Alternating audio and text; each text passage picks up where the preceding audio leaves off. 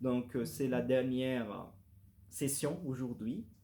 Donc, nous avons parlé plusieurs fois sur ces textes. Et aujourd'hui, si Dieu le veut, on va conclure en fait cette dernière exposition. Donc, dit comme ça, la parole de Dieu. Heureux ceux qui procurent la paix, car ils seront appelés fils de Dieu. Heureux ceux qui sont persécutés pour la justice, car le royaume de Dieu est à eux. Heureux serez-vous lorsqu'on vous outragera, qu'on vous persécutera et qu'on dira faussement de vous toutes sortes de mal à cause de moi. Réjouissez-vous et soyez dans l'allégresse, parce que votre récompense sera grande dans les cieux. Car c'est ainsi qu'on a persécuté les prophètes qui ont été avant vous. Amen. Juste faire notre prière. Seigneur éternel, merci pour cet instant, ces moments, Seigneur, que nous avons passé ensemble, du culte, que nous avons passé ce moment des chants, des partages, Seigneur, des sujets des prières, que nous avons passé ce moment de la prière aussi. Et là, Seigneur, c'est le moment de ta parole.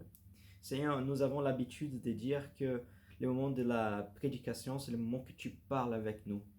Qui quand nous prions, Seigneur, nous parlons avec toi, mais qui quand, Seigneur, est l'exposition de ta parole, toi, Seigneur, tu parles avec nous.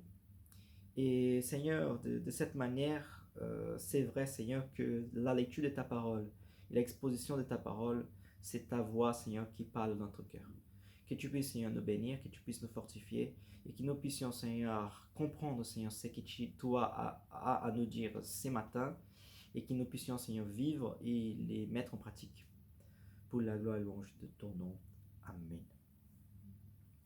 Donc, si nous faisons un petit récapitulatif, nous avons vu en fait cette échelle que nous avons que j'avais bien insisté et que j'avais bien, je pense que j'avais bien exposé, dans le sens que cette étape de fur et à mesure que nous évoluons en fait vers une certaine maturité, une certaine évolution dans notre chemin avec le Seigneur.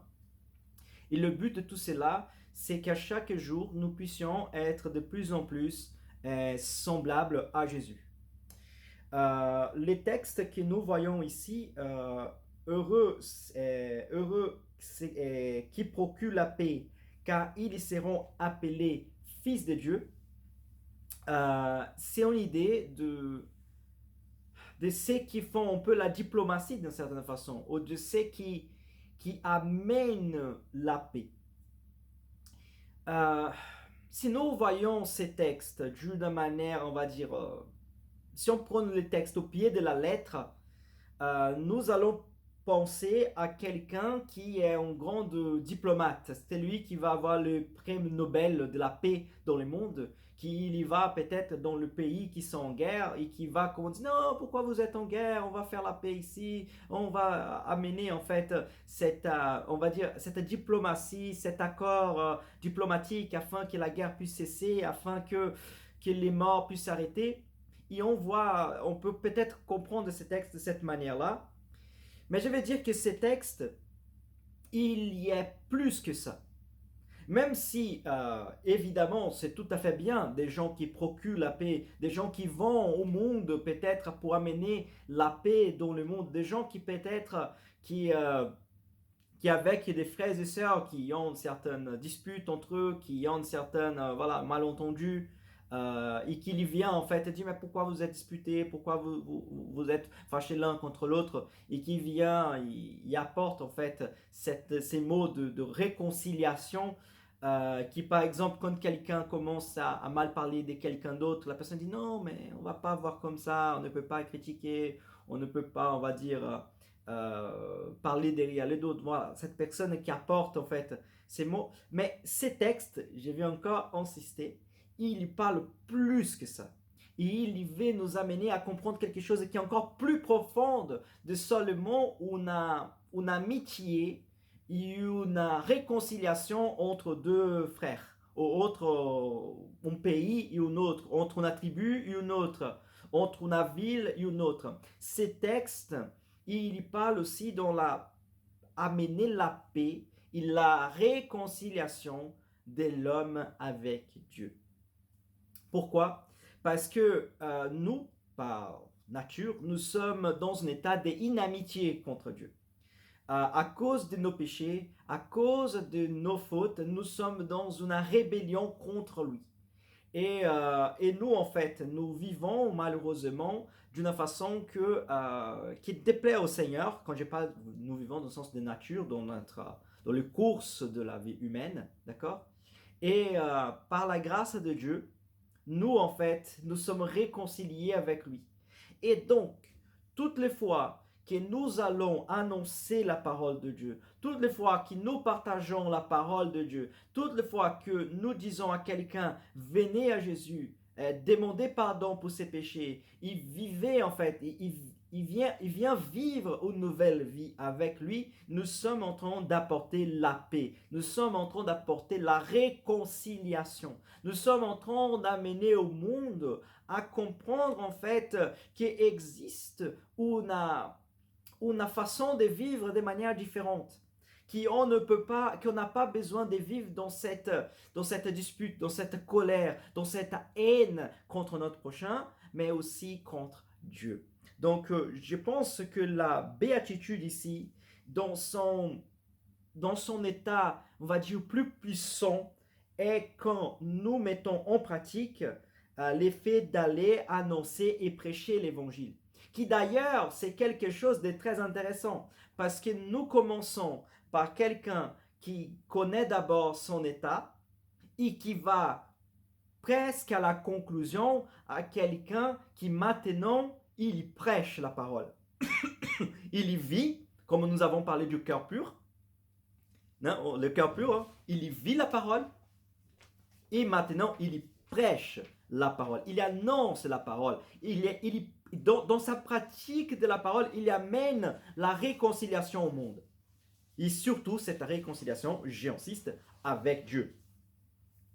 Le verset 10 au verset 12, de certaine manière, il est dans la même idée.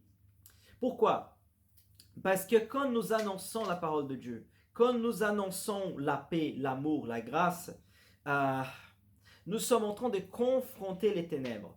Nous sommes en train de confronter en fait un monde qui vit dans la chute. Un monde en fait qui vit dans une certaine haine, dans une certaine colère, dans un certain esprit de vengeance.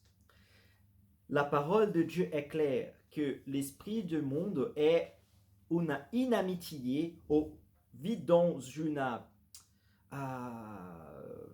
un type de contraposition. Il attaque, il lutte contre la parole et contre la proclamation de l'évangile. Pourquoi? Parce que l'homme, il est mauvais, l'homme, il est dans son état de péché et il ne peut pas supporter l'amour. Ah, mais j'entends beaucoup dans la télé, j'entends dans la média, j'entends ici, c'est là, les gens parlaient de l'amour, les gens parlaient de valoriser les actes, les beaux actes, hein. Mais au final, c'est une grande hypocrisie. Ça, c'est la vérité. Une grande hypocrisie parce que dans la vraie vie, les gens ne veulent pas vivre comme ça. Dans la vraie vie, les gens sont égoïstes et pensent à eux-mêmes, pensent à leurs propres intérêts, pensent à eux-mêmes avant, pensent des fois à se protéger eux-mêmes et en fait, s'ils ne peuvent pas aider les autres, des fois, ils ne sont pas très attentifs à ça. Malheureusement, existe en fait cette compréhension, ce comportement qui est vu en fait dans les êtres humains. Et donc, la parole de Dieu, elle nous amène à ne pas vivre dans cette façon-là, dans cette manière-là. Mais la parole de Dieu veut nous amener à vivre dans la réconciliation avec Dieu et apporter cette réconciliation avec Dieu en amenant aux gens à comprendre l'amour de Dieu. Et à cause de cela, nous allons attirer des fois de la haine. Nous allons attirer un regard de vengeance. Nous allons attirer un regard des gens qui vont vouloir notre mal. Pourquoi ils vont vouloir notre mal? Parce que nous pratiquons le bien. Pourquoi Jésus, pourquoi les apôtres, ils étaient persécutés? Parce qu'ils prêchaient la parole de Dieu, parce qu'ils prêchaient la vérité, parce qu'ils enseignaient ce que c'était bon, l'amour, la grâce, la bonté. Et à cause de cela, les gens ne le supportaient pas. Surtout, malheureusement, des fois, c'est les gens qui supportent les moins, c'est les gens qui les revendiquent le plus. Comment on pourrait dire un bon exemple? Voyons des fois l'esprit de la religion. Et ça, je ne cible aucune religion et je ne cible aucune personne. Mais prends ce que je vais vous dire et comparer. Des fois, c'est les gens qui se montrent le plus pieux. Des fois, c'est les gens qui disent, ils annoncent la paix. Des fois, c'est les gens qui veulent en fait se passer par des gens saints et des gens, on va dire aussi, comme on va dire, radical dans le sens de l'amour, la justice, la droiture, qui sont des fois les moins tolérants. Et cette intolérance, c'est au premier pas pour la violence. Et la parole de Dieu ne nous amène pas à la violence. La parole de Dieu ne nous amène pas à donner, si quelqu'un nous frappe dans un côté, on frappe dans l'autre. Non, la parole de Dieu nous amène à supporter les uns les autres. La parole de Dieu nous amène à la tolérance. Mais les intolérants ne supporteront pas et ne supportent pas l'amour, la grâce et la miséricorde qui vient de la parole de Dieu. Raison pour laquelle les gens qui sont confrontés à ces péchés ne veulent pas en fait être confrontés à ces péchés. Il y a une façon de faire pour que cela s'arrête, c'est la persécution. La persécution, elle existe de plusieurs niveaux. Qui soit la persécution la plus connue, c'est la persécution physique. D'accord? Donc quelqu'un tabasse, tue, la frappe quelqu'un directement. Mais existe aussi la persécution morale, la persécution aussi psychologique. C'est-à-dire une oppression, un rejet, il y a un terme aujourd'hui qui parle annuler quelqu'un. D'accord? Je ne sais pas comment ça se dit en anglais. Comment on dit en anglais? Cancel. Cancel, voilà. Et en portugais, canceler. Voilà, exactement. C'est mettre la personne vraiment tout seul, isolé, ignoré, faire comme que cette personne n'existait pas. Peut-être ça s'est fait beau dans les réseaux sociaux, dans la vraie vie, je pense que ça fait un peu plus méchant. Mais en tout cas, pourquoi les gens font ça? Pour mettre la pression psychologique sur quelqu'un pour un comportement qu'il a un certain groupe de personnes n'ont pas en fait toléré, n'ont pas accepté, et voilà, ils veulent punir cette personne. Et nous en fait, parce que nous prêchons la justice, parce que nous prêchons l'amour, parce que nous prêchons la grâce, parce que nous prêchons la miséricorde, on sera aussi, entre guillemets, punis. D'accord? Pourquoi? Pourquoi tu parles avec cette personne? Pourquoi tu marches avec cette personne? Pourquoi tu as aidé cette personne? Cette personne ne mérite pas ton amour, cette personne ne mérite pas ton aide, cette personne ne mérite pas que tu sois présente pour elle. C'est ça que nous allons entendre tout au long de notre vie avec Christ. D'accord? Pourquoi? Parce que les gens, la société va juger des gens qu'on peut aider, des gens qu'on ne peut pas aider, des gens qu'on peut supporter, des gens qu'on ne peut pas supporter, des gens qui sont dignes d'être parmi nous, des gens qui ne sont pas dignes d'être parmi nous. D'accord? Donc peut-être que si un jour quelqu'un vient, commence à faire partie de notre communauté, des gens vont me dire, il sait bien que j'enregistre déjà aujourd'hui, que des gens vont me dire, mais pourquoi tu acceptes cette personne au milieu de nous? Pourquoi cette personne, elle peut faire partie de notre groupe? Elle ne devait pas faire partie de notre groupe, cette personne n'est pas bien, cette personne n'est pas honnête. Mais non, c'est pas comme ça que nous pensons, c'est pas comme ça que nous agissons. Nous sommes là ouverts à accueillir tous ceux qui veulent venir à nous, tous ceux qui veulent venir à connaître la parole de Dieu.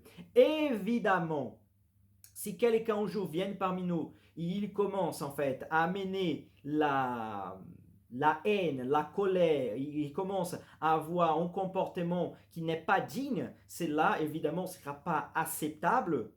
Mais nos frères en Christ auront, j'espère, la maturité nécessaire pour discerner ces types de ruses, ces types d'esprits diaboliques qui des fois en fait peuvent vouloir vivre et s'infiltrer parmi nous. Ok, ça peut exister. Ça existe dans plusieurs églises, ça existe dans plusieurs communautés. Ça peut aussi venir à passer entre nous.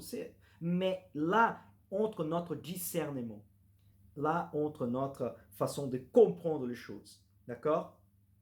Donc, les textes, il y va finir avec un mot d'espoir, un mot de réconfort, en disant, si vous vous faites tabasser, si vous vous faites critiquer, si vous vous faites annuler, si vous vous faites ignorer, si les gens veulent rendre votre vie plus difficile parce que vous vivrez l'évangile, parce que vous voulez me sembler de plus en plus, soyez dans l'allégresse parce que votre comportement est semblable à les comportements de grands hommes de Dieu qui ont vécu tout au long de l'histoire.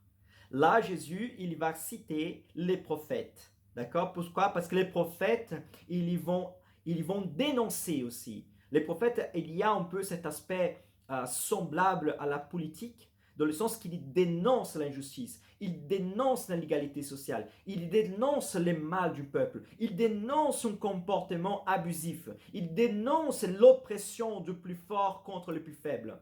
Il dénonce en fait les magouilles sociales qui existent. Il dénonce ce que la société tolère comme quelque chose de correct, mais qu'il dit non, non, non, c'est pas du tout correct. Et comme les gens ne veulent pas en fait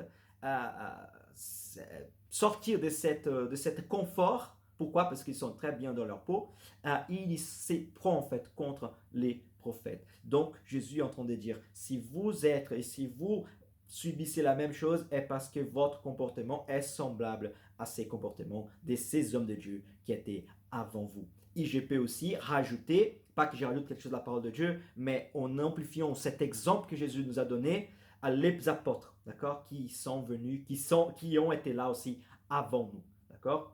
Donc, reprenez bien, pas que j'y rajoute quelque chose, mais dans l'esprit de ce que Jésus est en train d'enseigner, les apôtres aussi, on pourrait les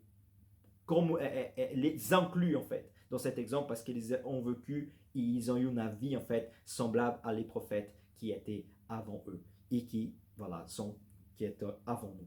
Amen. Donc,